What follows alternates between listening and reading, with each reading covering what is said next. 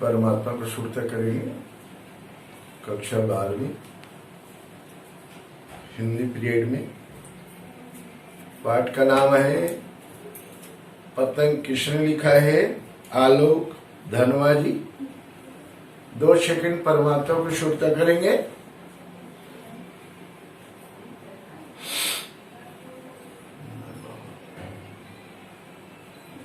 अच्छा, ओम शांति।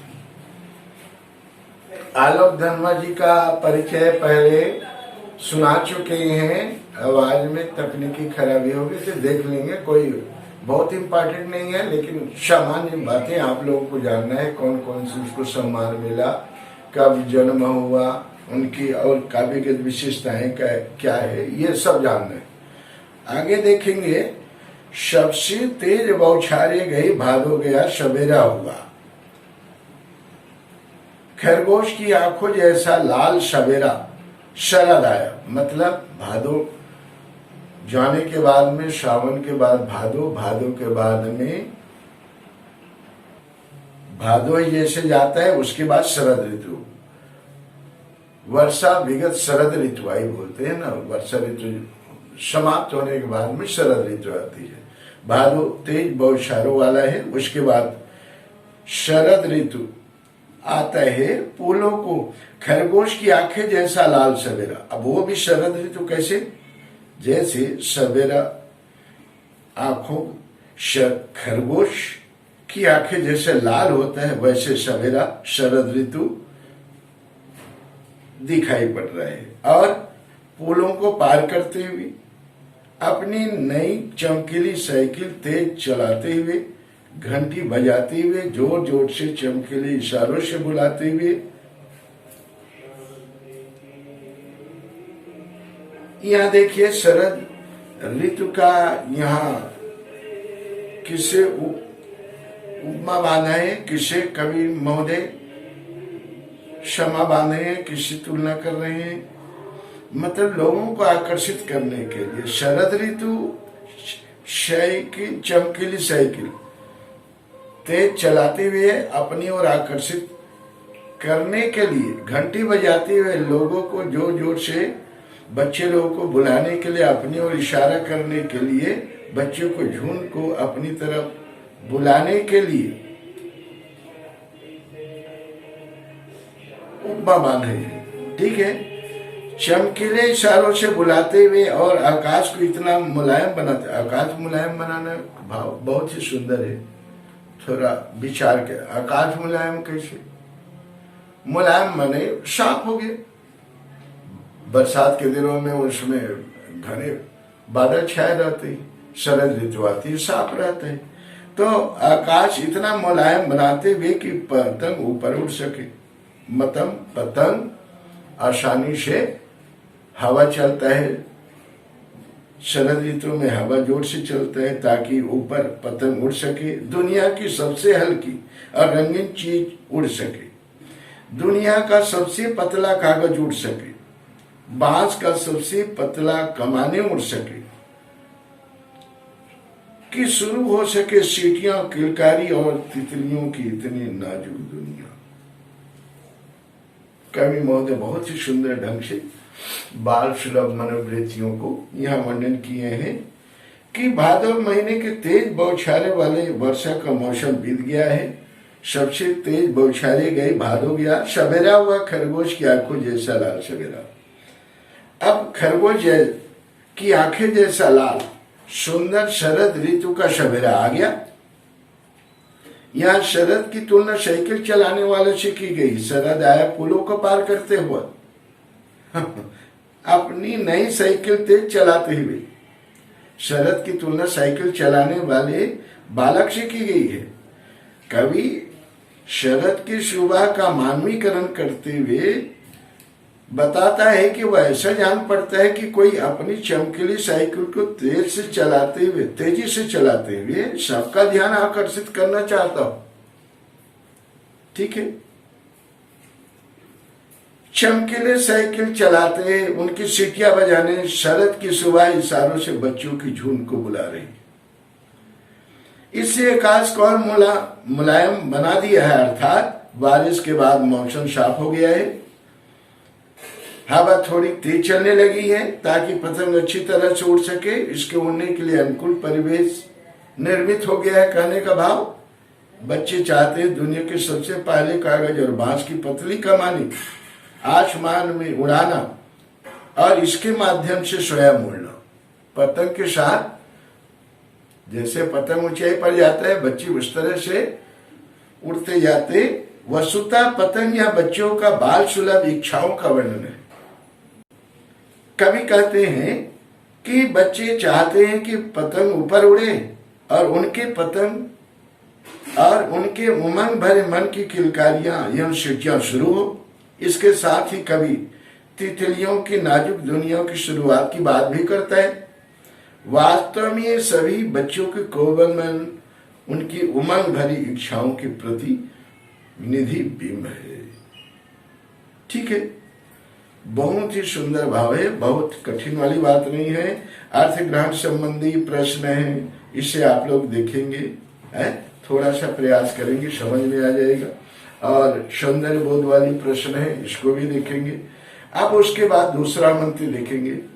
जन्म से ही अपने साथ लाते हैं कपास। कपास का यहाँ कौन से किस भाव से कवि महोदय में धन्यवाद जी लिए हैं, जानने का प्रयास करेंगे। कपास क्या होता है? स्वच्छ होता है, निर्मल होता है, पवित्र होता है, मतलब साफ होता है? जैसे बाल प्रवृत्ति क्या होता है, बाल मनुष्य स्वभाव क्या होता है? स्वच्छ होता है, निर्मल होता है? कर्षित भावना नहीं होती है। ये तो स्वभाव की बात होगी। वैसे शरीर भी मुलायम होता है, लचीला होता है, कोमल होता है, जैसे मुड़ना चाहे वैसे मुड़ जाता है।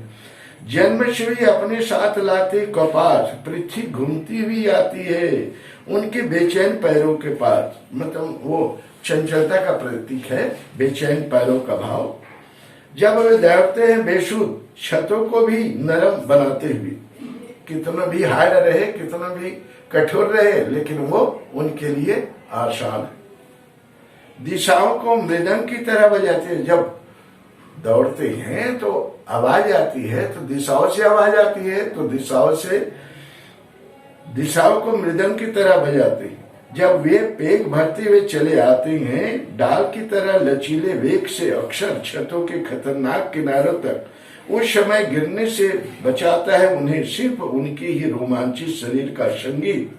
पतंगों की धड़कती ऊंचाइयां उन्हें थाम लेती है। महज एक धागे के सहारे पतंगों के साथ साथ वे भी उड़ रहे हैं।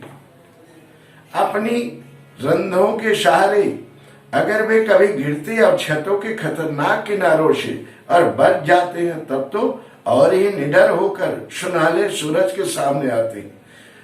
पृथ्वी और भी तेज घूमती हुई आती है उनके बेचैन पैरों के पास। आपका पास माने कोमल नरम अनुभूति तथा लचीले शरीर का प्रयुक्त है। बेसुध माने मस्त है। मृदंग माने मीठी आवाज वाला ढोल जैसा वाद्य यंत्र है। पेग भरना माने झूले झूलना है। वेग माने गति है। रोमांचित माने पुलकित प्रसन्न है। महज माने शिल्प है। रंध्र माने छिद्र है। संदर्भ बन जाएगा प्रसंग में। इसमें बच्चों की कोमल और उत्साहित मन उनके शरीर में व्याप्त अक्षय ऊर्जा का उत्साह को रेखांकित यह कवि करता है। कवि बच्चे जन्म से कपास जैसी कोमल भावनाएं, लचीले शरीर लेकर आते। न केवल उनकी भाषाएं श्वेत यानी स्वच्छ पवित्र एवं कौन होती, बल्कि उनकी शारीरिक सक्रियता को देखते ही बनती है। उनके बेचैन चंचल पैरों को तो थमने का व रुकने की सुध नहीं रहती है। वे जीवंत रहते हैं, हर समय चंचल रहते हैं। वे हर समय भागने दौड़ते रहते हैं, सक्रिय रहते हैं, जीवंत रहते हैं। वह कठोर पत्थरों और सतहों वाली छतों को भी मुलायम ही समझते, कठोर लगता नहीं उन्हें। उनकी उमंग इतनी उत्कंठ, चुने इतनी तीव्र,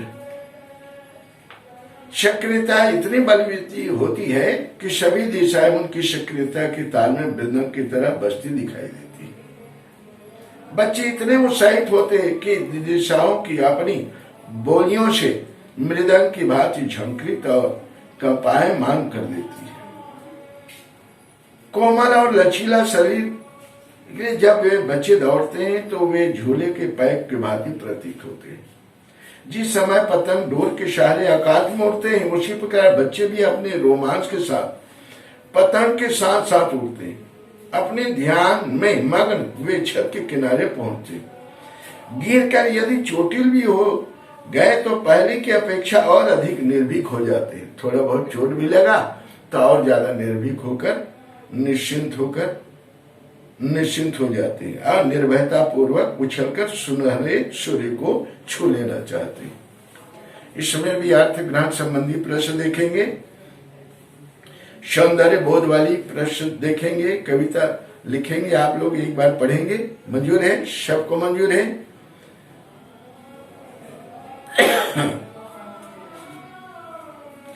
सभी को मंजूर है?